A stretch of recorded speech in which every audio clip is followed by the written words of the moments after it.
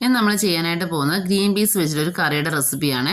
ചപ്പാത്തിക്കും പൂരിക്കും അപ്പത്തിനും ഇടിയപ്പത്തിനും പുട്ടിനും ഒക്കെ എല്ലാത്തിൻ്റെ കൂടെ ഒരുപോലെ കഴിക്കാൻ പറ്റുന്ന അടിപൊളി കോമ്പിനേഷൻ ആയിട്ടുള്ളൊരു കറിയാണ് ഇത്. അപ്പോൾ ഇത് ചെയ്യാൻ വേണ്ടി ഞാൻ ഇവിടെ 1 കപ്പ് അളവിൽ ഗ്രീൻ പീസ് എടുത്തിട്ട് തലേദിവസം രാത്രിയിൽ നന്നായിട്ട് കഴുകി വൃത്തിയാക്കി കുതിർത്ത് വെച്ചതാണ്. അപ്പോൾ രാവിലെയാണ് നമ്മളിന്ന് കറി തയ്യാറാക്കുന്നത്. അപ്പോൾ അതിന് വേണ്ടി ഒരു കുക്കറിലേക്ക് നമുക്ക് ഗ്രീൻ പീസ് കഴുകിയതിന് ശേഷം കുക്കറിലേക്ക് ആക്കി കൊടുക്കാവേ. ഞാനിവിടെ 250 ml കപ്പിൽ 1 കപ്പ് അളവിലാണ് ഗ്രീൻ പീസ് എടുത്തിട്ടുണ്ടായിരുന്നത്. അപ്പോൾ ഇപ്പോൾ രാവിലെ തയ്യാറാക്കേണ്ടതുകൊണ്ടാണ് തലേദിവസം രാത്രി ഞാൻ വെള്ളത്തിൽ കുതിർത്ത് വെച്ചത്. നിങ്ങൾക്ക് രാത്രിയിലാണ് തയ്യാറാക്കേണ്ടതെങ്കിൽ രാവിലെ നിങ്ങൾ കുതിർത്ത് വെച്ചാൽ മതി. പിന്നെ ഇതിലേക്ക് ആവശ്യമുള്ള ഉപ്പ് ചേർത്ത് കൊടുക്കണം. ഒരു 1/4 ടീസ്പൂൺ അളവിൽ മഞ്ഞൾപ്പൊടിയും ചേർത്ത് കൊടുക്കണം. പിന്നെ ഇത് വേവാൻ ആവശ്യമായ വെള്ളം, അതായത് നമ്മുടെ ഈ ഗ്രീൻ പീസ് നികന്ന് കിടക്കുന്ന രീതിയിൽ വെള്ളവും കൂടെ ഒഴിച്ചു കൊടുക്കണേ. മീഡിയം ഫ്ലെയിമിൽ 3 വിസിൽ നമുക്കൊന്ന് അടുപ്പിച്ചെടുക്കാമേ. ഇനി നമുക്ക് വേണ്ടത് കുറച്ച് സാധനങ്ങളൊക്കെ നമ്മൾ അരിഞ്ഞെടുക്കണേ. അതിനുവേണ്ടി ഞാനിവിടെ അത്യാവശ്യം വലിപ്പമുള്ള ഒരു ഉരുളക്കിഴങ്ങാണ് എടുത്തേക്കുന്നത്. ഉരുളക്കിഴങ്ങ് തോലൊക്കെ കളഞ്ഞ് വൃത്തിയാക്കി എടുത്തിട്ടുണ്ട്. പിന്നെ ഒരു അത്യാവശ്യം വലിപ്പമുള്ള ഒരു തക്കാളിയും എടുത്തിട്ടുണ്ട്. പിന്നെ ഞാൻ എടുത്തേക്കുന്നത് ഒരു സവാള, മീഡിയം സൈസ് ഒരു സവാള വേണം. പിന്നെ നമുക്ക് എരിവിന് ആവശ്യമായിട്ട് ഞാൻ 2 പച്ചമുളകാണ് ചേർക്കുന്നത്. അപ്പോൾ ഇതെല്ലാം നമുക്കൊന്ന് കട്ട് ചെയ്തെടുക്കണം. അപ്പോൾ സ്ക്വയർ ടൈപ്പിലാണ് ഞാൻ ഇത് കട്ട് ചെയ്തെടുത്തേക്കുന്നത്. ഈ സമയം കൊണ്ട് നമ്മുടെ ഗ്രീൻ പീസൊക്കെ വെന്ത് വിസിലൊക്കെ മാറിയിട്ട് അതിൻ്റെ ആവിയൊക്കെ പോയിട്ടുണ്ടായിരുന്നേ. ഇനി നമുക്കിത് ഓപ്പൺ ചെയ്തെടുക്കാമേ. ഇത് ഓപ്പൺ ചെയ്ത് നോക്കുമ്പോൾ ഇത് 3 വിസിൽ മതി നമുക്കിതൊന്ന് വെന്ത് കിട്ടാനായിട്ട്. പിന്നെ ഓരോരുത്തരുടെ കുക്കറിൻ്റെ ഒക്കെ അനുസരിച്ചിട്ട് ചിലപ്പം 1-2 വിസിൽ അങ്ങോട്ടോ ഇങ്ങോട്ടോ മാറാൻ ചാൻസ് ഉണ്ടാവുമേ. അപ്പോൾ നിങ്ങൾ ആദ്യം ഒന്ന് ചെക്ക് ചെയ്ത് നോക്കണേ. അപ്പോൾ ഇത് നമുക്ക് ഇങ്ങനെ പ്രസ് ചെയ്ത് നോക്കുമ്പോൾ തന്നെ മനസ്സിലാവും വെന്തിട്ടുണ്ടെന്നുള്ളത്. ഇനി നമ്മൾ ഇതിലേക്കാണ് നമ്മൾ അരിഞ്ഞ് വെച്ചിട്ടുണ്ടായിരുന്ന കിഴങ്ങും സവാളയും തക്കാളിയും പച്ചമുളകും ചേർത്ത് കൊടുക്കാനായിട്ട് പോകുന്നത്. അപ്പോൾ ഡയറക്റ്റ് ഇതിലേക്ക് ഇട്ടിട്ട് നമ്മളൊന്ന് വേവിച്ചെടുക്കുകയാണ് ചെയ്യുന്നത്. ഇനി നമ്മൾ ഇതിലേക്ക് കുറച്ചുകൂടെ ഉപ്പ് നമുക്ക് ചേർത്ത് കൊടുക്കണേ. കാരണം ഗ്രീൻ പീസ് വേവാൻ വേണ്ടിയുള്ള ഉപ്പല്ലേ നമ്മൾ നേരത്തെ ചേർത്തിട്ടുണ്ടായിരുന്നുള്ളൂ. പിന്നെ അതുപോലെ കുറച്ച് വെള്ളവും കൂടെ നമുക്ക് ചേർത്ത് കൊടുക്കണേ.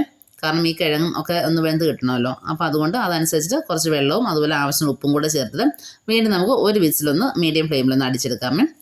അങ്ങനെ മീഡിയം ഫ്ലെയിമിൽ ഒരു വിസിലൊക്കെ വന്നു. അതിനുശേഷം അതിൻ്റെ ആവിയൊക്കെ മാറിയിട്ടുണ്ടായിരുന്നേ. ഇനി അതൊന്ന് ഓപ്പൺ ചെയ്തെടുക്കാമേ. ഇപ്പം നമ്മളുടെ കിഴങ്ങൊക്കെയാണെങ്കിലും നന്നായിട്ട് നമുക്ക് വെന്ത് കിട്ടിയിട്ടുണ്ട്.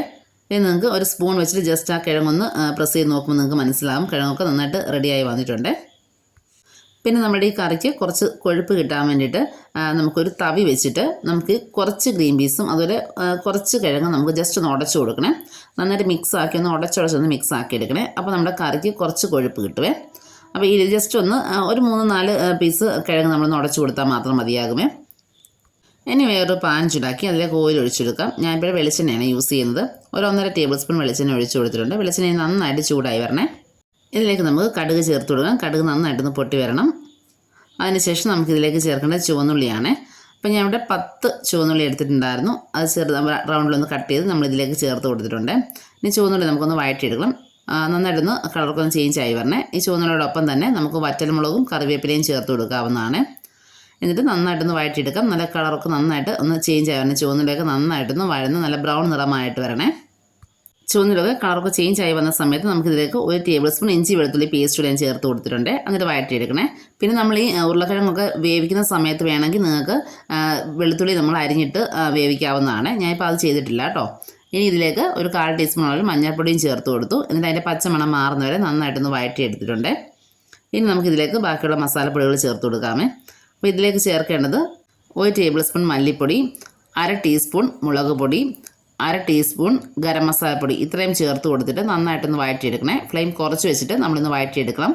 മസാലയുടെയൊക്കെ നന്നായിട്ട് ഒന്ന് ഫ്രൈ ആയൊരു സ്മെല്ല് വരണേ. കരിഞ്ഞു പോകാതെ നോക്കണേ. മസാലയൊക്കെ നന്നായിട്ടൊന്ന് ഫ്രൈ ആയി വരുന്ന സമയത്ത് നമുക്കിതിലേക്ക് ഗ്രീൻ പീസൊക്കെ വേവിച്ച് വെച്ചിട്ടുണ്ടായിരുന്നു. അതിലെ കുറച്ച് കറി നമ്മളിതിലേക്ക് ചേർത്ത് കൊടുക്കാമേ. എന്നിട്ട് നന്നായിട്ടൊന്ന് മിക്സ് ആക്കി എടുക്കണം. കാരണം കറി ഒന്ന് തിക്കായി വരാൻ വേണ്ടിയിട്ടാണ് ഈ ഒരു രീതി ചെയ്യുന്നത്. അങ്ങനെ നമ്മൾ നന്നായിട്ടൊന്ന് മിക്സ് ആക്കി എടുക്കണം. എല്ലാം കൂടെ ഒന്ന് യോജിച്ച് വരണേ. ഈ ഒരു മിക്സ് നമ്മുടെ തിളച്ചുകൊണ്ടിരിക്കുന്ന നമ്മുടെ ഗ്രീൻ പീസിൻ്റെ ആ ഒരു മിക്സിലേക്ക് നമുക്ക് ചേർത്ത് കൊടുത്തിട്ട് നന്നായിട്ടൊന്ന് മിക്സ് ആക്കി എടുക്കണേ. എല്ലാം കൂടി നന്നായിട്ട് മിക്സ് ചെയ്തെടുക്കാമേ. ഈ ടൈമിൽ നിങ്ങൾ ഉപ്പൊക്കെ ഒന്ന് ചെക്ക് ചെയ്ത് നോക്കണേ. ഇപ്പോൾ നന്നായിട്ട് തിളച്ച് വന്നിട്ടുണ്ട്. ഇനി നമുക്ക് ഫ്ലെയിം ഓഫ് ചെയ്യാമേ. അപ്പോൾ ഈസി ആയിട്ട് ചെയ്തെടുക്കാൻ പറ്റുന്നൊരു ഗ്രീൻ പീസ് കറിയുടെ റെസിപ്പിയാണ്. ഈസിയും അതുപോലെ ടേസ്റ്റിയുമാണ്.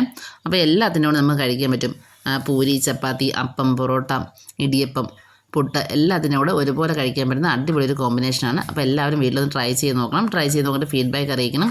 റെസിപ്പി ഇഷ്ടമായ ലൈക്ക് ചെയ്യാനും ഷെയർ ചെയ്യാനും പിന്നെ നമ്മുടെ ചാനലിലെ വീഡിയോ സബ്സ്ക്രൈബ് ചെയ്ത് കാണുന്ന കൂട്ടുകാരുണ്ടെങ്കിൽ ഒന്ന് സബ്സ്ക്രൈബ് ചെയ്ത് സപ്പോർട്ട് ചെയ്യണേ. സബ്സ്ക്രൈബ് ചെയ്യുമ്പോൾ തൊട്ടടുത്തുള്ള ബെല്ലൈക്കൺ ഓൾ എന്ന ഓപ്ഷൻ എനേബിൾ ചെയ്യാൻ മറക്കരുത്. അപ്പോൾ മാത്രമേ ഞാൻ വീഡിയോ ഇടുന്ന സമയത്ത് നിങ്ങളുടെ ഫോണിൽ നോട്ടിഫിക്കേഷൻ കിട്ടുകയുള്ളൂ. അപ്പോൾ നമുക്ക് വീണ്ടും നല്ല റെസിപ്പിയുമായിട്ട് കാണാം. അതുവരേക്കും ബൈ. Thank you.